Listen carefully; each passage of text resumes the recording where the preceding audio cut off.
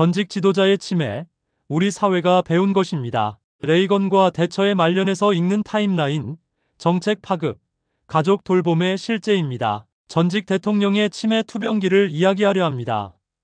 한때 국정을 이끌던 사람이 어느 날 가족의 이름을 더듬고 회의록 대신 약 봉투를 챙기는 일상이 시작되는 순간 우리는 그의 쇠약함 속에서 인간의 유한성을 봅니다. 이 여정은 한 개인의 병력에 머물지 않습니다. 가족과 사회, 그리고 국가 모두를 비추는 거울이 됩니다. 그래서 오늘 우리는 전직 대통령의 치매 여정을 따라가며 개인과 가족, 사회와 국가가 무엇을 준비하고 무엇을 배워야 하는지 차분하게 짚어보려 합니다. 품위 있는 쇠퇴란 무엇인지, 그 품위를 지켜내는 기술이 무엇인지 함께 생각해 보겠습니다. 먼저 치매를 가장 간단한 언어로 설명하겠습니다. 치매는 병명이 아니라 증후군입니다. 기억력과 언어, 계획하고 실행하는 능력 같은 여러 인지 영역이 함께 떨어져서 결국 일상생활에 지장이 생기는 상태를 말합니다. 원인은 다양합니다. 알츠하이머병, 혈관성 치매, 루이소체 치매 등 여러 질환이 같은 모습을 만들어냅니다. 진단은 한 가지 검사로 끝나지 않습니다.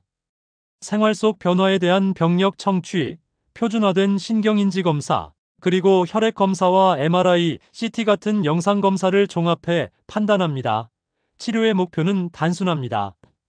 진행을 늦추고 남아있는 능력을 최대한 오래 지켜내는 것입니다. 이를 위해 약물 치료가 쓰이고 그보다 더 긴 호흡으로 안전한 집 구조, 규칙적인 활동, 균형 잡힌 영양과 수면, 그리고 사회적 자극을 설계하는 비약물 중재가 병행됩니다. 가족의 역할은 지켜보기가 아닙니다. 환자가 남은 역량을 가장 잘 발휘할 수 있도록 환경을 질서 있게 정리하고 매일의 리듬을 예측 가능하게 만드는 일입니다. 전직 대통령의 하루는 이렇게 바뀝니다. 이전의 일정표는 이제 루틴으로 번역됩니다. 아침에는 같은 시간에 일어나 세면을 하고 가벼운 스트레칭 뒤에 아침 식사를 합니다. 오전에는 과거 사진 앨범을 함께 넘겨보고 짧은 필사를 하거나 정원을 산책합니다. 중요한 건 시간과 길이가 일정한 작은 성공 경험입니다. 15분에서 20분이면 충분합니다. 점심 이후에는 30분을 넘기지 않는 낮잠으로 컨디션을 조절하고 음악을 듣거나 퍼즐을 맞추고 간단한 요리를 거들며 손과 마음을 함께 움직입니다. 저녁이 가까워지면 실내 조도를 서서히 낮추고 소음을 줄여서 해질녘 불안을 막아줍니다. 취침 전에는 따뜻한 샤워와 짧은 대화로 마음을 정리합니다. 이 순간 그는 더 이상 대통령이 아닙니다. 환자이며 동시에 가족입니다. 존칭과 의존보다 필요한 것은 예측 가능한 루틴과 안심할 수 있는 신호들입니다. 오늘도 어제와 비슷할 것이라는 확신, 그것이 약이 됩니다. 이제 두 명의 전직 지도자를 실제 사례로 불러보겠습니다. 로널드 레이건과 마거릿 대처, 이 두 사람의 말년은 개인과 가족, 국가가 치매를 어떻게 마주해야 하는지 현실적으로 보여줍니다. 집무실의 결단이 사라지고 서류철 대신 약 봉투가 일상을 지배하기 시작할 때 남는 것은 체면이 아니라 존엄을 지키는 돌봄의 기술이라는 사실입니다. 치매가 무엇인지 다시 한번 요약하겠습니다. 치매는 증후군입니다. 기억과 언어, 집행 기능이 저하되어 일상 기능이 흔들릴 때 의사는 병력과 검사 결과를 합쳐 진단합니다. 치료는 진행을 늦추는 약과 환경활동 수면, 영양 사회적 자극을 설계하는 비약물 중재가 축을 이룹니다. 정의가 간명할수록 실천이 쉬워집니다. 레이건의 이야기를 따라가 보겠습니다. 그는 1989년에 퇴임했고 1994년 11월 자필 편지로 알츠하이머 진단 사실을 국민에게 공개했습니다.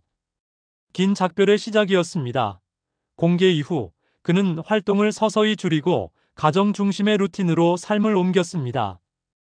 2004년 93해의 삶을 마무리했습니다. 이 과정에서 배우자 낸시 레이건은 1차 보호자로서 중요한 원칙을 세웠습니다. 첫째, 루틴을 예측 가능하게 유지해 불안을 줄인다. 둘째, 언론과 의전을 조절해 외부 자극을 관리한다. 셋째, 소통의 언어를 바꾼다. 왜 기억 못하세요? 대신 제가 다시 알려드릴게요라고 말한다. 넷째, 안전 설계를 생활화한다. 낙상을 막는 손잡이와 미끄럼 방지, 문 알람과 이름표, 일정을 눈에 보이게 붙여두고 약은 요일과 시간대별로 나눈 약 상자에 담아둔다. 이 공개는 사회에도 큰 변화를 만들었습니다. 치매는 숨겨야 할 병이 아니라 공개적으로 논의할 주제가 되었고, 알츠하이머 연구와 환자 보호자 지원의 필요성에 대한 담론이 커졌습니다.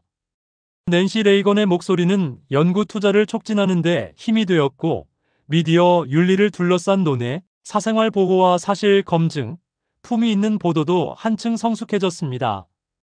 이제 마거릿 대처의 말년으로 가보겠습니다. 그는 1990년에 퇴임했고 2002년 소규모 뇌졸중 이후 의사의 권고에 따라 공개 활동을 크게 줄였습니다. 2000년대 중후반에는 기억 저하가 가족과 측근의 기록을 통해 대중에게 알려졌고 2013년에 생을 마감했습니다. 가족의 선택은 일관되었습니다. 공적 공간을 줄이고 예측 가능한 일상으로 이동하는 것, 호칭과 속도, 일정을 환자 중심으로 재구성해 철의 여인이라는 상징을 한 사람의 어머니이자 환자라는 현실로 부드럽게 내려놓는 것, 그리고 건강이 더 악화되기 전에 사전의료의향서와 대리권 같은 법적 의향을 정리하고 공적 행사 참여 범위를 명확히 제한하는 것이었습니다. 이 과정은 영국 사회에도 파장을 남겼습니다.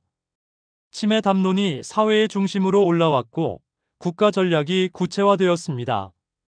영국은 치매 국가 전략을 세우고 총리 직속 치매 챌린지 같은 정책 드라이브를 통해 연구와 지역 기반 돌봄, 치매 친화적 도시 설계를 앞당겼습니다.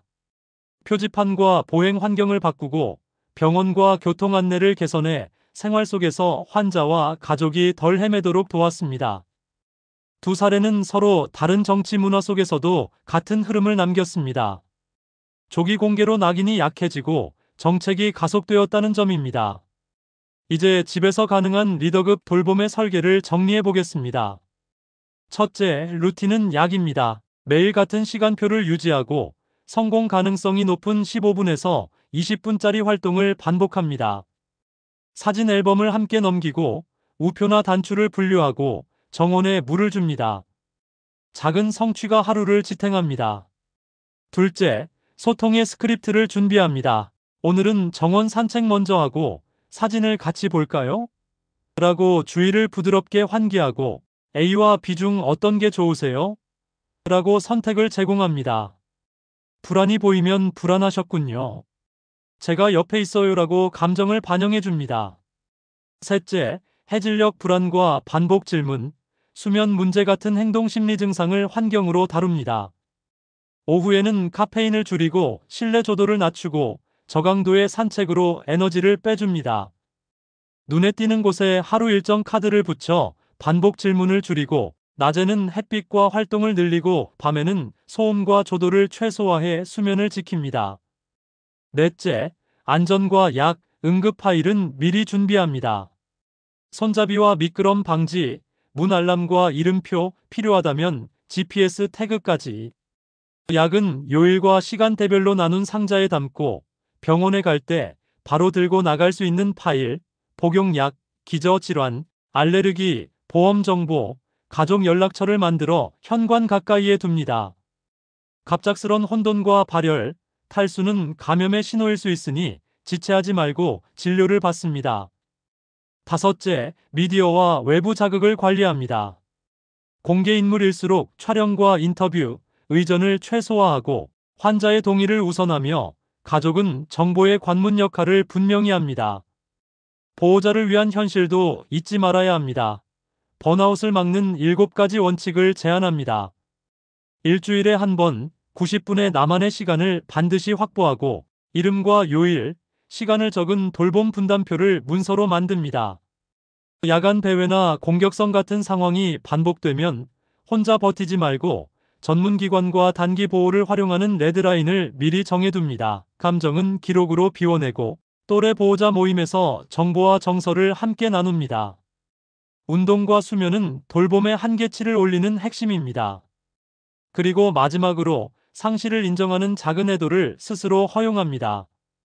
죄책감이 아니라 애도입니다. 법과 제정, 의향은 좋을 때 준비합니다.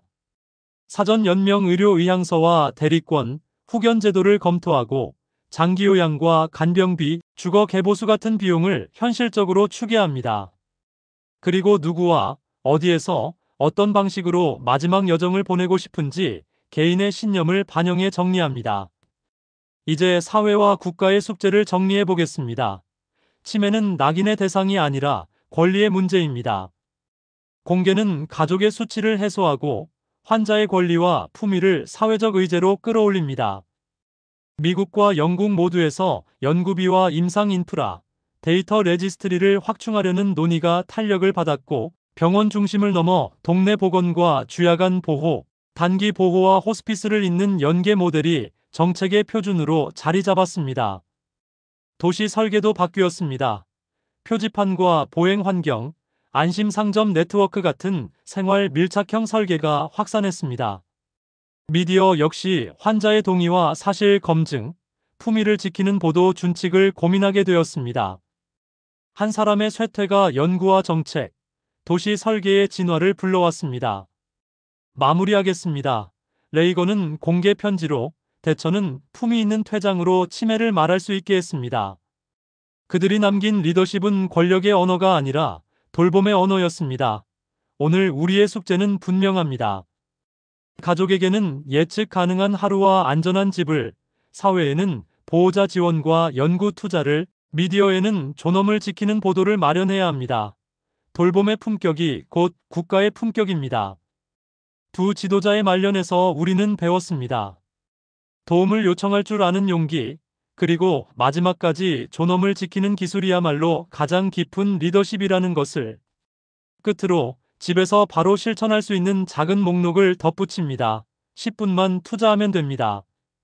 사진 앨범을 펼치고 큰 글씨 신문을 함께 읽고 좋아하던 음악을 틉니다. 정원에 물을 주고 색칠을 하고 우표나 단추를 분류합니다. 가벼운 공을 던지고 받으며 손의 감각을 깨우고 과거의 의전 사진과 연설문을 함께 보며 추억을 나눕니다. 하루 루틴 카드는 이렇게 시작해 보세요. 아침 7시에 기상과 세면, 7시 반에 아침 식사, 8시 반에는 15분 산책을 하고 9시에는 사진 앨범, 10시 반에는 음악을 10분 듣고 12시에는 점심, 오후 1시에는 30분 이내의 낮잠, 3시에는 퍼즐이나 신문 읽기, 6시에는 저녁 식사, 7시 반에는 샤워와 조도 낮추기, 9시에는 취침. 단순하지만 예측 가능한 이 흐름이 하루를 지킵니다. 이 모든 이야기는 공개적으로 알려진 사실들을 바탕으로 정리한 교훈과 실천 포인트입니다. 개인의 진단과 치료, 법률 판단은 반드시 담당 전문가와 상의하시길 권합니다. 존엄을 지키는 일은 거창하지 않습니다. 오늘의 한 줄 루틴, 오늘의 한마디 따뜻한 말, 오늘의 10분이 내일의 두려움을 조금씩 줄여줍니다. 이 영상은 치매를 경험하고 있는 분이나 가족들의 건강을 염려하고 건강한 하루하루를 살게 하기 위해서 도움을 주고 싶은 의료인의 마음으로 이 영상을 제작하였습니다.